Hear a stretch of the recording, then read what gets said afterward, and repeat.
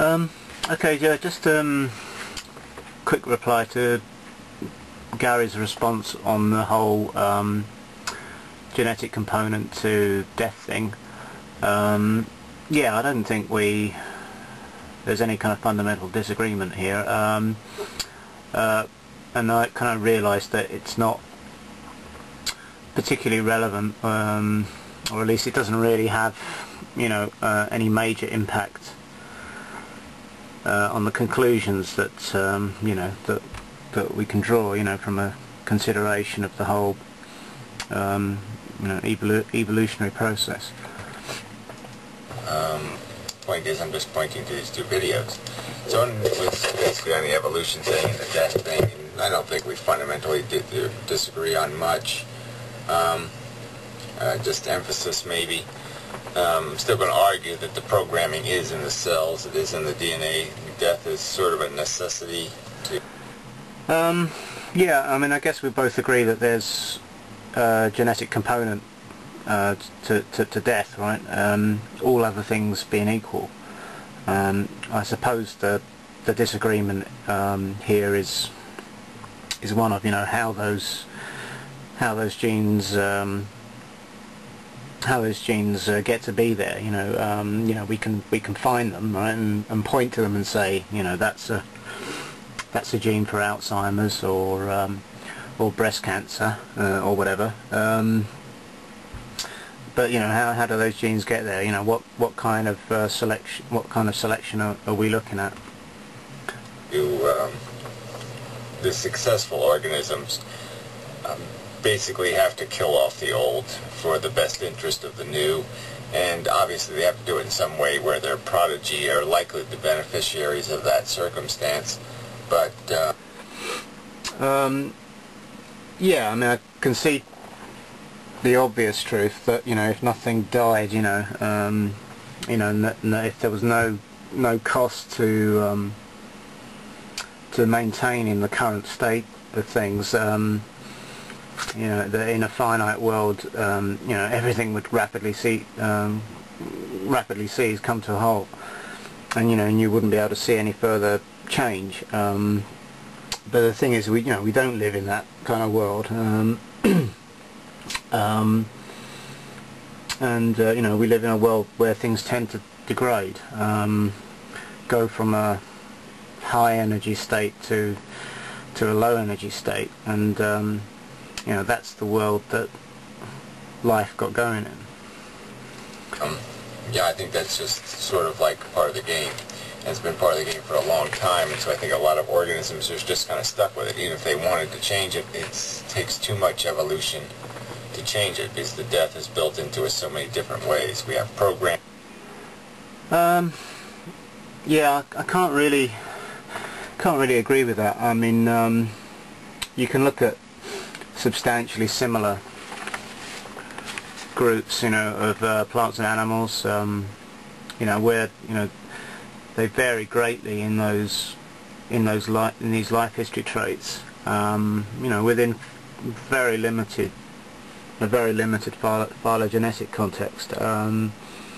So clearly evolution is more than capable of extending life expectancy, potentially at least, because like your sea turtles, most are going to die young, not dying of these inherited factors that only express themselves later in life.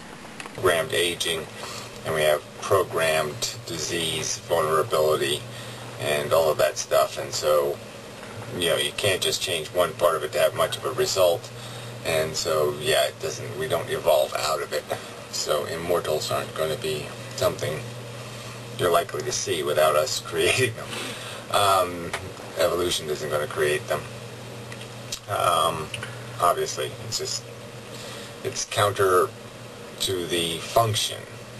The DNA is just so obsessed with the replicating thing that it can't see past it to say, oh wait a minute, we got it good enough, now let's just make them immortal.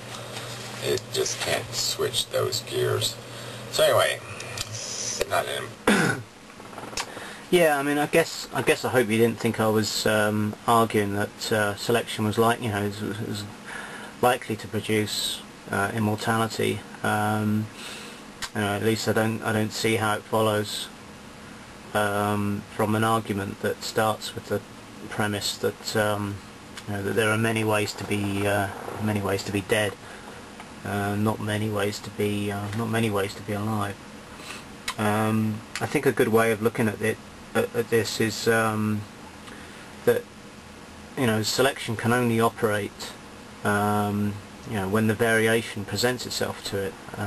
If you have genetic variation in, say, I don't know, the susceptibility of to cancer in animals that are over 60, but 99% of the population are dead by 40 through predation or some other unhappy encounter, then selection is going to be pretty blind to the variation that's there.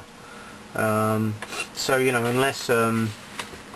unless a decent proportion of the population, or effective population, the reproductively relevant portion of the population, unless they're exposed to selection, then that variation in response to disease or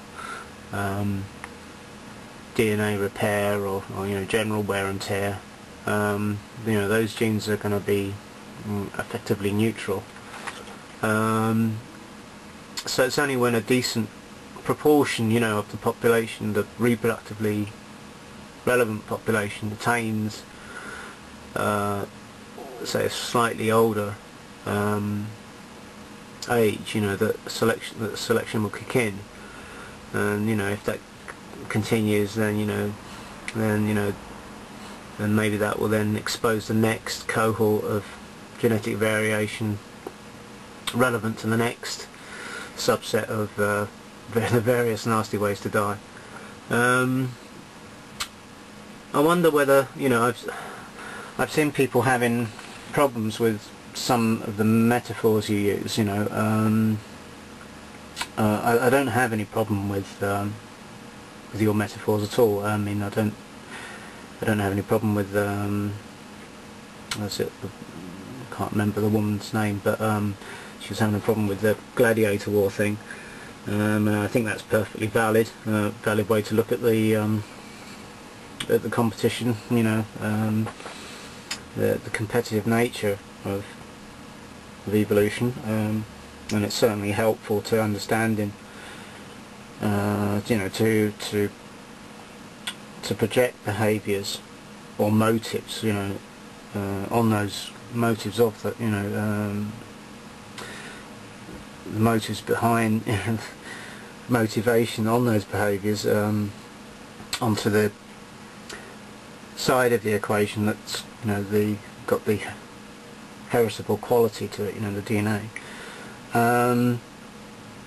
But I think maybe in this case, the death thing, when you that the metaphor is not really working for us, or that it's more helpful to project the malevolence, if you like, onto the selective environment, rather than the DNA. I mean, Dawkins, he could have called his book, The Passive Gene, and that would have worked okay, for simple situations in simple environments. But obviously, the metaphor wouldn't go nearly as far for us. Whereas, imbuing that sort of personifying that motivation onto the DNA, the heritable element in the equation, you can go a lot further with that. I think maybe your other metaphor, the Frankenstein's monster, you know, might work better for us in this circumstance, in this particular,